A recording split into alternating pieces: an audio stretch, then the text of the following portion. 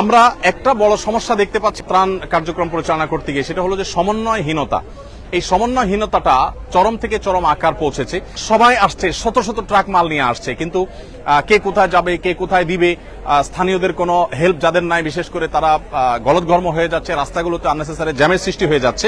এই ত্রাণ কার্যক্রম পরিচালনা করার জন্য যারা যাচ্ছেন তারা যদি কিছু বিষয় খেয়াল রাখেন তাহলে খুব বেশি ভালো হয়।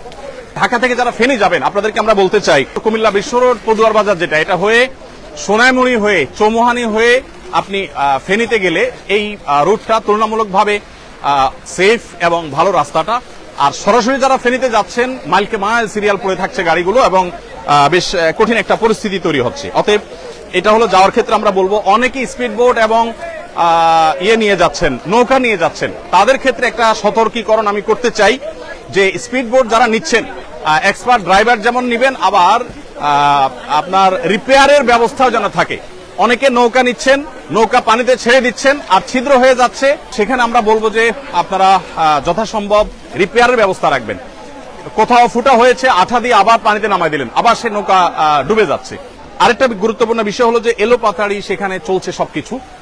সেখানে সাধারণ জনগণ যার যার উদ্যোগে, প্রশাসনের লোকজন, পুলিশ ভাইরা কেউ কেউ দেখা যায় সেখানে অ্যাক্টিভ আছেন। এটা আরো বাড়াতে হবে। বিশেষ করে আমরা যদি সেখানে ব্যাপকভাবে চাই যে মানুষের কাছে ত্রাণ পৌঁছাক, তাহলে এই চলাফেরাগুলো স্মুথ করার ব্যবস্থা করতে হবে। আমরা দেখতে পেয়েছি মিজান রোড থেকে বিভিন্ন এলাকাতে, বিশেষ করে থানা পর্যায়ে ত্রাণ পৌঁছানোর জন্য, আত্মীয়স্বজনের খোঁজ খবর নেওয়ার জন্য মানুষ পরিশ্রম করছে, চেষ্টা করছে, কিন্তু তেমন কিছু করতে পারছে না। তো এই জায়গাটাতে কাজ করা উচিত। আমরা সুন্নাহ ফাউন্ডেশন থেকে ভাবছি যে আমরা এই সমন্বয়ের কাজটা করব ইনশাআল্লাহ। একটা সময় হয়তোবা সমন্বয় এর জন্য আমরা একটা ডেডিকেটেড টিম তৈরি করব, যারা আসলে সারা দেশ থেকে ত্রাণ নিয়ে আসা ভাইদেরকে হেল্প করবে এবং বিতরণ কাজে আমরা ইনশাআল্লাহ ভূমিকা রাখবো। ঠিক একইভাবে আপনারা যারা কাজ করছেন, আমি বলবো যে সীমিত পরিসরে কাজ করলেও চেষ্টা করবেন স্থানীয় রিলায়েবল এবং বিশ্বস্ত মানুষদের সাথে কথা বলে তাদেরকে সাথে নিয়ে আপনি ভেতরে যাবেন এবং যথাসম্ভব রিমোট এরিয়াগুলোতে ঢোকার চেষ্টা করবেন। আল্লাহ তাআলা আমাদের সবাইকে তৌফিক দান করুন। সেখানকার পরিস্থিতি আসলে মানে একেবারে নিশ্চিন্ত হওয়ার মতো কোনো পরিস্থিতি তো নাই, বরং এখনো 4-5 দিন পর্যন্ত বহু পরিবার পড়ে আছেন বিভিন্ন জায়গায়, তাদের কাছে ত্রাণ পৌঁছানো দরকার। বাংলাদেশ সেনাবাহিনী সহ অনেকগুলো বিশ্বায়িত প্রতিষ্ঠান, প্রশিক্ষিত বাহিনী, তারা কিন্তু সেখানে তাদের মতো করে কাজ করছে এবং তারা ত্রাণ পৌঁছানোর চেষ্টা করছে। সেটা আরো বলিষ্ঠভাবে, আরো শক্তিশালীভাবে যেন হয়, আমরা সেজন্য দোয়া করি। সেখানে যারা যাচ্ছেন আমি তাদের উদ্দেশ্যে বলতে চাই যে আপনারা মেহেরবানি করে যথেষ্ট প্রস্তুতি নিয়ে যাবেন। মোবাইল নেটওয়ার্কের সমস্যাটা হয়তো কেটে যাবে, কিন্তু স্পিড বোট এবং নৌকা যারা নিচ্ছেন তারা রিপেয়ারের ব্যাপারটা একটু দেখবেন। ফেনীর কিছু কিছু জায়গা আছে যে জায়গাগুলো এখনো পর্যন্ত কোন প্রকার ত্রাণ সেখানে আমরা সাধারণ মানুষ পৌঁছতে পারছি না। তমধ্যে থেকে পরশুরাম আছে, ছাগলনাইয়া আছে, ফুলগাজী আছে, আরো অনেকগুলো থানা আছে, সোনাগাজী আছে। এই থানাগুলো বিশেষ করে আমি নিজের চোখে কালকে মিজান রোড থেকে একটা স্পিড বোর্ডে করে বিকাল 5:30 থেকে রাত 8:30 পর্যন্ত আমরা ছাগলনাইয়ার দিকে যাওয়ার চেষ্টা করেছি, মানে যতদূর যাওয়া যায়। আমরা আমাদের সাথে একটা ট্রাক্টর নিয়েছি এবং সে ট্রাক্টরে আমরা বেশ কিছু ত্রাণের প্যাকেট নিয়েছি, আমাদের বোটে কিছু প্যাকেট নিয়েছি, বোট এবং ট্রাক্টর দুইটা নিয়ে গিয়েছি। ট্রাক্টর যতদূর যেতে পেরেছে গিয়েছে, তারপর আমরা বোটে গিয়েছি। এই পুরো জায়গাটাতে দেখার পর আমার কাছে যেটা মনে হয়েছে যে এখনো পরিস্থিতি অনেক বেশি ভয়াবহ। বিশেষ করে শত শত হাজার হাজার মানুষ গলা পানিতে তারা এই রোডটা দিয়ে, হসপিটাল রোড যেটাকে সদর হসপিটাল রোড বলে, এই রোডটা দিয়ে তারা পরশুরাম এবং ছাগলনাইয়ার দিকে যাওয়ার চেষ্টা করছেন। অনেকের পরিবার দূরের কোনো গ্রামে কোনো বিল্ডিং এর ছাদে আশ্রয় নিয়েছে, তারা শহর থেকে তাদের জন্য ওষুধ নিয়ে যাচ্ছেন। এক একজন এক একটা অবস্থা। আমরা চেষ্টা করেছি সেখানে যাদের কাছে খাবার নাই তাদের পরিবাররা এসছেন বা ওইদিকে যাচ্ছেন, তাদের কাছে আমরা শুকনো খাবার দিয়ে দেওয়ার চেষ্টা করেছি আমি নিজে হাতে। তো ওখানে যে অবস্থা, তার সবচেয়ে সে অবস্থাটাকে কঠিন থেকে কঠিনতর করে দিয়েছে যোগাযোগ ব্যবস্থা আর যে সমস্যা সেটি। আমরা জানি সেখানে মোবাইল যোগাযোগ ব্যবস্থা অনেকটাই ভেঙে পড়েছে কোনো কোনো জায়গায়। আমাদের যারা টিম মেম্বাররা আছে কাজ করছে, তাদের একজন আরেকজনের সাথে কোঅপারেশন করতে পারছে না। ইতিমধ্যে আমরা শুনেছি যে সংশ্লিষ্ট কর্তৃপক্ষ তাদের এই সেবাটাকে সচল করবার জন্য চেষ্টা করছেন, কিন্তু দ্রুততর সময় এটা করা উচিত। এটা না করার কারণে অনেক গুজব ছড়াচ্ছে, অনেক মানুষ তার বাবা মার সাথে যোগাযোগ করতে পারছেন না, অনেকে নিজের সহকর্মীকে হারিয়ে ফেলে মনে করছেন তিনিও হয়তো মারা গেছেন। তো এইরকম পরিস্থিতিতে আসলে আমাদের যে মোবাইল ফোনের আপনার নেটওয়ার্ক সেটা স্বাভাবিক করাটা খুব বেশি গুরুত্বপূর্ণ হয়ে পড়ছে। আপনারা দেখতে পাচ্ছেন এখানে আজও ত্রাণ কার্যক্রম চলছে। এখানে অর্ধেক মালামাল লোড হয়ে গেছে, বাকি যে মালামালগুলো আছে সেগুলো লোড হচ্ছে। প্রতিদিন আমরা এখানে 8 থেকে 10টা ট্রাক, কোনো কোনো ক্ষেত্রে কাভার্ড ভ্যান বোঝাই করে আমরা স্পটে পাঠিয়ে দিচ্ছি। আজকে আমরা দেখতে পাচ্ছি যে ট্রাক এখানে লোড হচ্ছে না। আজকে রাতে ইনশাআল্লাহ আমাদের এখান থেকে চলে যাবে হলো 12টি ট্রাক এবং কাভার্ড ভ্যান আজকে প্রস্তুত হয়েছে। অর্থাৎ এখানে যে মাল দেখতে পাচ্ছেন এই মালগুলো হলো আগামীকালকে বিতরণ হবে। প্রতিদিন এখান থেকে 8টা, 9টা, 10টা, 12টা করে ট্রাক। গতকালকে সম্ভবত 9টা গিয়েছে, তার আগের দিন 8টা গিয়েছে, আজকে 12টি যাচ্ছে এবং ইনশাআল্লাহ আগামী কালকে পরশু এভাবে যেতে থাকবে। কাভার্ড ভ্যানের ক্ষেত্রে একটু বলে রাখতে চাই, স্ট্রিট ফাস্ট তারা তাদের জায়গা থেকে তারা যত লরির প্রয়োজন হয় তারা সেটা আমাদেরকে দিয়ে হেল্প করছেন। আজকেও 4টা গাড়ি আজকে দিয়েছেন এবং সর্বক্ষণ তারা হেল্প করছে এবং যত গাড়ি লাগে তারা দিবে বলেছেন। ইতিমধ্যে কয়েকদিন ধরে তারা গাড়ি দিয়েছেন। আমরা এখানে স্ট্রিট ফাস্টের গাড়িগুলো দেখতে পাচ্ছি, এই গাড়িগুলো দাঁড়িয়ে আছে আর যারা সিরিয়ালে দাঁড়িয়ে আছেন তারা মূলত গাড়িগুলো লোড করছেন। একটা গাড়ি লোড হয়ে গেছে, আমরা জানি সেটা দরজা বন্ধ করা হচ্ছে। এই গাড়িটা চলে গিয়ে আরেকটা গাড়ি এখানে দাঁড়ালে সেটাতে আবার লোডের কাজ শুরু করা হবে। আমরা এখানে দেখতে পাচ্ছি নতুন করে শেড হয়েছে, সেই শেডে আমাদের ভাইয়েরা তেল ইত্যাদি প্যাকেট করছে, সেগুলো রাখার কাজ করছে। আমি পাশাপাশি আরেকটা আপডেট একটু হেল্প চাই আপনাদের। জাযাকুমুল্লাহ খাইর। সবাই ভালো আছেন? আপনারা কি নতুন ট্রাকের অপেক্ষায় আছেন? মাশাআল্লাহ। তাহলে আমরা ভাইদের সাথে কথা বলতে বলতে আগেই সবাই ভালো আছেন তো? আপনারা কাজও করবেন আবার দোয়াও করবেন। বিশেষ করে উপদ্রুত এলাকাতে যে মানুষ কষ্টে আছে সে কষ্ট লাঘব যেন হয়। প্রত্যেকে সর্বোচ্চ আন্তরিকতা দিয়ে কাজ করব, পরিশ্রম করব আল্লাহর জন্য এবং নিজের সর্বোচ্চ বেটারটুকু আমরা দেব ইনশাআল্লাহ। এবং আমাদের যে সমস্ত ভাইরা কাজ পাচ্ছেন না, আপনারা জানেন যে এখানে শত শত হাজার হাজার মানুষ কাজের জন্য আসছেন। যারা কাজ পাচ্ছেন না তারা অন্যদেরকে সাধারণত বলে থাকেন যে আপনারা একটু সরেন, আমরা একটু কাজ করি আপনাদের জায়গায়, আপনি একটু রেস্ট করেন। তো এরকম একটা কম্পিটিশন এখানে চলছে আলহামদুলিল্লাহ। বাংলাদেশের মানুষ একে অন্যের জন্য যে জীবন দিতে প্রস্তুত, বিশেষ করে জাতীয় দুর্যোগে যে সবাই ঝাঁপিয়ে পড়তে প্রস্তুত, সে বিষয়টি আমরা আবারও খুব ভালোভাবে প্রত্যক্ষ করলাম। এখানে নতুন আরেকটা ট্রাক কাভার্ড ভ্যান সিরিয়ালে এসেছে, সেটাতে মাল লোড হওয়া শুরু হয়েছে। আমরা জানি যে অনেকগুলো কাভার্ড ভ্যান ভরা হয়ে গেছে। আজকে সাকুল্যে আমাদের 12টি কাভার্ড ভ্যান এবং ট্রাক মিলিয়ে সাকুল্যে 12টি গাড়ি ইনশাল্লাহ বোঝাই হবে। এই 12টি গাড়ি ইনশাল্লাহ 3টি কুমিল্লাতে, 3টি ফেনীতে, 3টি নোয়াখালীতে এবং 3টি ফেনীতে চলে যাবে। তবে আমরা আশা করছি যে আরো কিছু মালামাল প্রস্তুত হলে আমরা সেটা বাংলাদেশ সেনাবাহিনীর কাছে ইনশাল্লাহ আমরা হস্তান্তর করব। আসসালামু আলাইকুম, সবাই ভালো আছেন? মাশাআল্লাহ। সবাই খুশি তো? আপনারা কাজ করতে পেরে সবাই খুশি? মাশাআল্লাহ, ফাইন, মাশাআল্লাহ। এখানে নতুন লরি বোঝাই হচ্ছে এবং যেটি বলছিলাম যে আজকে 12টি লরি এখানে বোঝাই হবে এবং একটা পর একটা বাই সিরিয়ালে চলে যাবে ইনশাআল্লাহ। সাইফুল্লাহ ভাই শুরু থেকে ভলান্টিয়ার সার্ভিস দিচ্ছেন, জ্বর আসছে আজকে, তারপরে বেচারা চলে আসছেন এত কিছু উপেক্ষা করে। আল্লাহ তাআলা তাকে উত্তম বিনিময় দান করুন। জাযাকুমুল্লাহ খাইর। আরেকটা গুরুত্বপূর্ণ বিষয় আমি বলতে চাচ্ছি, সেটা হলো যে আমাদের আসুন্নাহ ফাউন্ডেশন থেকে আমরা যে ত্রাণ কার্যক্রম পরিচালনা করছি, আমাদের জেলা ভিত্তিক আমাদের যে পয়েন্টগুলো আছে, ফেনীর কার্যক্রমটা আমরা দাগনভূঞা থেকে পরিচালনা করছি এবং নোয়াখালীর যে কার্যক্রম সেটা আমরা পরিচালনা করছি হলো নোয়াখালীর একটা মাদ্রাসা থেকে, সেটা দাগনভূঞার খুব কাছাকাছি। আবার আরেকটা জায়গা নোয়াখালীর নতুন করে আমাদের তৈরি হচ্ছে, সেখান থেকে কার্যক্রম পরিচালনা করা হবে ইনশাআল্লাহ। আমরা আল্লাহ যদি তৌফিক দান করেন নোয়াখালী এবং ফেনীর প্রত্যেকটা এলাকাকে কভার করব। লক্ষ্মীপুরের আমাদের যে পয়েন্ট সেটি হলো টুমচর থেকে আমরা আমাদের কার্যক্রম পরিচালনা করছি এবং টুমচর মাদ্রাসা থেকে লক্ষ্মীপুরের চতুর্দিকে আমরা যতদূর সুযোগ পাচ্ছি ততদূর আমরা কাজ করছি। আর কুমিল্লাতে ঢাকা কুমিল্লা মহাসড়কের উপর একটা বড় মাদ্রাসাকে আমরা ক্যাম্প করেছি, সেটাকে মূল পয়েন্ট করে সেখান থেকে আমরা আমাদের সমস্ত মালামালগুলো রেখে ছোট ছোট গাড়িতে করে ট্রলারে করে সেগুলো বিভিন্ন এলাকায় পাঠিয়ে দিচ্ছি। তবে এই মুহূর্তে সবচেয়ে বেশি আমরা প্রায়োরিটি দিচ্ছি সেনাবাহিনীর কাছে মালামাল হস্তান্তর করা, কারণ দুর্গম এলাকাতে তারাই শুধুমাত্র পৌঁছতে পারছেন। আমি একটা কথা বিশেষভাবে বলতে চাই, সাধারণ মানুষ যারা এখনো বিভিন্ন জায়গায় আটকে আছেন তাদেরকে উদ্ধারের কাজটা আরো জোরদার হওয়া উচিত। আমাদের সেনাবাহিনী এবং নৌবাহিনী, বিমান বাহিনী সহ বিভিন্ন বাহিনীর সদস্যরা, ব্যক্তিবর্গ তারা তাদের জায়গা থেকে কাজ করছেন, কিন্তু আমার কাছে মনে হয়েছে যে রিমোট এরিয়াগুলোতে অনেক মানুষ 2 দিন 3 দিন না খেয়ে আছে, বিশুদ্ধ পানি নেই, হাহাকার চলছে। মানুষ আমাদের কাছে হাতে পায়ে ধরছে যে মাল পাঠান, আমাদের কাছে মাল রেডি, শুধু আমাদের কাছে নয়, শত শত ট্রাক সিরিয়ালে আছে, কিন্তু এই মালগুলো যে পৌঁছানো হবে তার জন্য আসলে তেমন কোনো ব্যবস্থাপনা নেই। তো বাংলাদেশ সেনাবাহিনীর সদস্যবৃন্দ তারা উদ্ধার কাজও করছেন, আবার এদিকে আমরা জানি নতুন নতুন জেলা উপদ্রুত হচ্ছে, সেই জেলাগুলোতে তারা কাজ করছেন, যার কারণে আসলে এত বেশি জেলা এফেক্টেড হয়ে গেছে, 11টি জেলা এফেক্টেড হয়ে গেছে, চাপটা অনেক বেশি পড়ে গেছে। তারপর আল্লাহ তাআলা আমাদেরকে সাহায্য করুক। আমি আমার একটু তিক্ত অভিজ্ঞতা আপনাদের সাথে শেয়ার করতে চাই। সেটা হলো যে আমরা দেখেছি যে যারা সেখানে ত্রাণ দিতে যাচ্ছেন তারা অনেকেই উদ্ধার কাজে নেমে যেতে হচ্ছে, কারণ এমন এমন বৃদ্ধ মানুষ আছে যে বৃদ্ধ মানুষগুলোকে দেখে আপনি আসলে ঠিক থাকতে পারবেন না।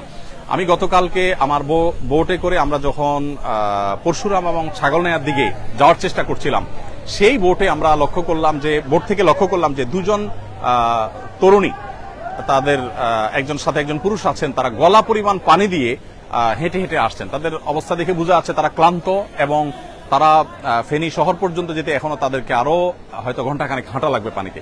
আমি আমার বোট থেকে কিছু লোককে নামিয়ে তাদেরকে তুলে নিলাম এবং জিজ্ঞেস করলাম যে আপনাদের কি অবস্থা, আমাদেরকে একটু বলেন।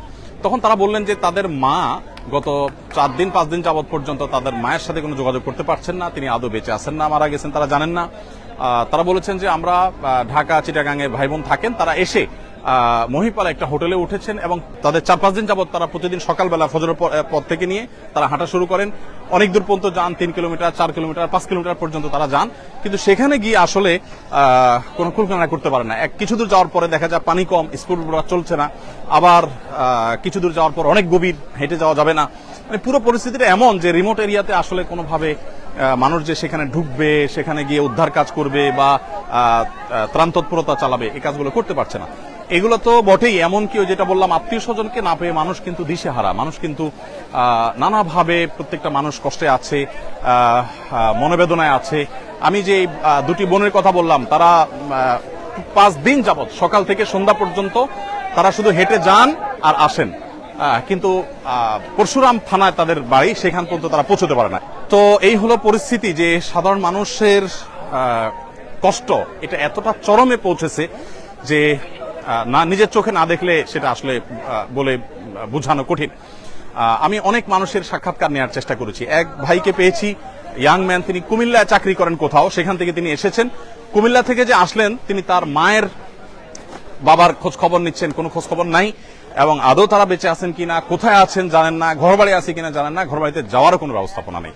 তো এই জিনিসটা বড় কঠিন, বিশেষ করে মোবাইল নেটওয়ার্ক এইভাবে আপনার ভেঙে পড়েছে এবং এটা আপনার অকার্যকর হয়ে গেছে অনেকটা, যে বেশিরভাগ ক্ষেত্রে মোবাইলে যোগাযোগ করা যাচ্ছে না। এমনকি আমাদের যারা টিম মেম্বাররা আছে কাজ করছেন তাদেরকেও আমরা যোগাযোগ করতে পারছি না, যার কারণে ত্রাণ কাজ কিন্তু ব্যাপকভাবে ব্যাহত হচ্ছে। এখানে আমরা দেখতে পাচ্ছি যে প্রস্তুত হওয়া যে প্যাকেটগুলো, বেশ বড় সড়ো প্যাকেট, এখানে 10 কেজি করে চাল, 2 কেজি করে ডাল, তারপরে তেল, লবণ, চিনি সবকিছু এখানে আছে। এগুলো এখানে আমরা দেখতে পাচ্ছি 2টা ট্রাকে লোড হচ্ছে। আবারও আমি স্ট্রিট ফাস্টকে ধন্যবাদ জানাতে চাই, তারা আমাদেরকে কাভার্ড ভ্যান দিয়ে হেল্প করেছেন। এখানে তেল আমরা দেখতে পাচ্ছি এক প্রান্ত থেকে অপর প্রান্ত পর্যন্ত সবগুলো তেলের কার্টুন, আর এখানেও বেশ কিছু তেল এবং লবণ এখানে আছে আমরা দেখতে পাচ্ছি। দুই পাশে বোঝাই করা তেল এবং লবণের সারি, আর এই পাশে তেলের যে সারিগুলো আছে আমরা দেখতে পাচ্ছি, এই পাশ থেকে নিয়ে একেবারে শেষ মাথা পর্যন্ত এগুলো সবগুলোই হলো তেলের কার্টুন। 2 লিটার করে আমরা তেল দিচ্ছি প্রত্যেকটা প্যাকেজের মধ্যে। আর এখানে আমরা দেখতে পাচ্ছি খেজুরের প্যাকেজ হয়েছে। আমরা জানি 4-5টা খেজুর একটু পানি খেলে একবেলা খাবারের কাজ অনেক ক্ষেত্রে হয়ে যায়, এজন্য প্রত্যেক ফ্যামিলিকে একটা করে প্যাকেট আমরা খেজুর দিচ্ছি। মোটামুটি একেবারে নরমাল খেজুর দিলে খেতে পারবে না, এর জন্য মিডিয়াম পর্যায়ের খেজুর আমরা চেষ্টা করছি দেওয়ার। এখানে খেজুরের স্তূপ চলছে আমাদের। এখানে যারা কেউ যদি আহত হন বা শারীরিক অসুস্থতা ফিল করেন তাহলে তাদের জন্য প্রাথমিক ট্রিটমেন্ট দেওয়ার ব্যবস্থা এখানে আছে, আমরা দেখতে পাচ্ছি। আমাদের ভাইরা কাজ করছে। আসসালামু আলাইকুম, ভালো আছেন? ভালো আছেন? হ্যাঁ ভাই, আপনি অসুস্থ অনুভব করছেন? একবার চালের বস্তা নেওয়ার পরে একটু মানে মাথাটা ঘুরাতে পারছি না খুব একটা। ইন্নালিল্লাহ, ব্যথা অনুভব করছেন?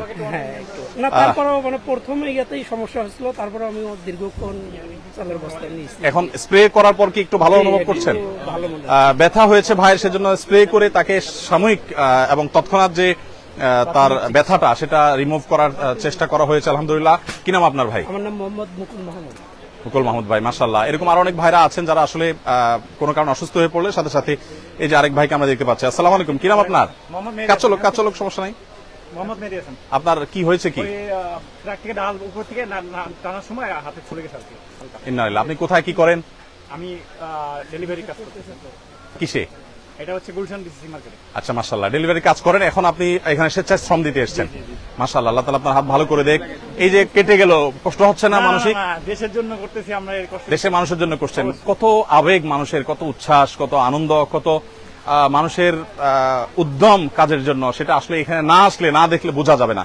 যারা আমাদের টিম কাজ করছে ওখানে স্পটে, তাদের কষ্ট বর্ণনার অতীত। নাওয়া নেই, খাওয়া নেই, কোনো কিছু ঠিক ঠিকানা নেই।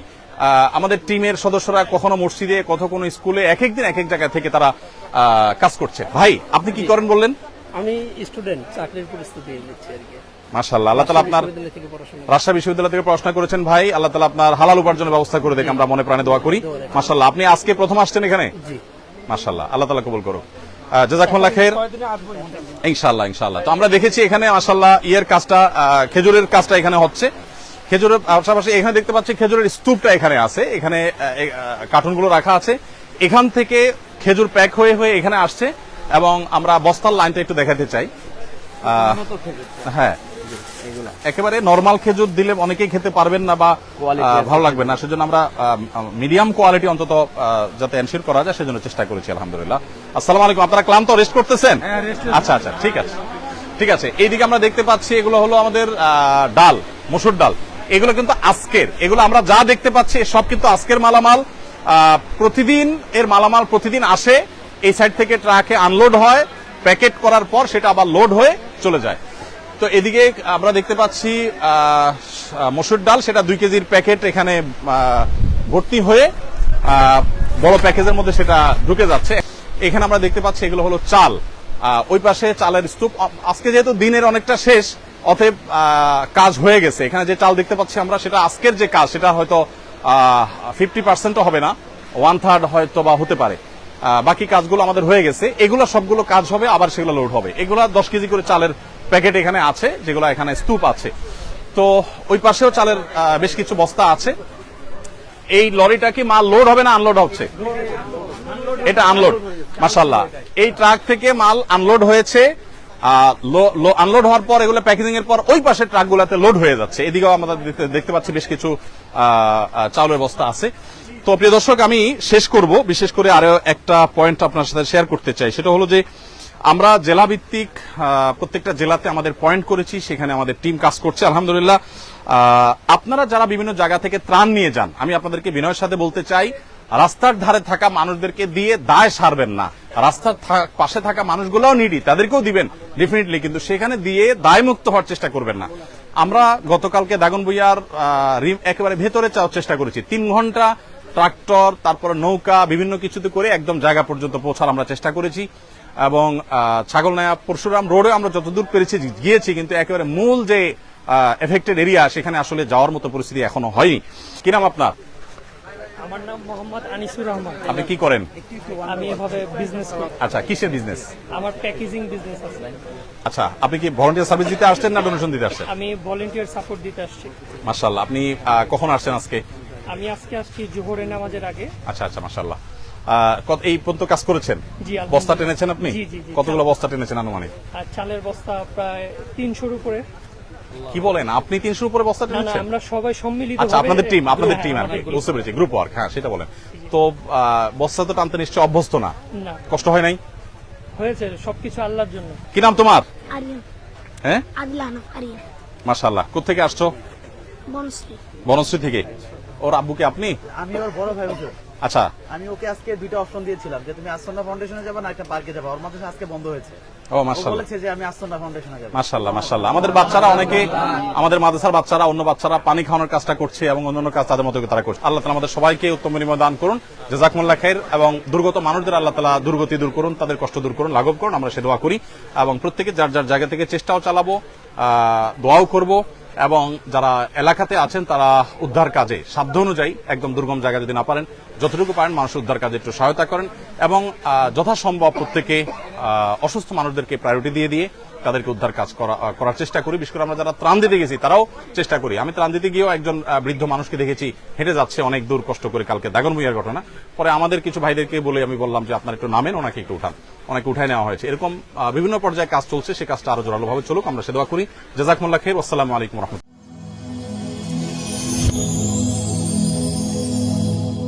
Rose TV 24. Enjoy by listening to the Holy Quran.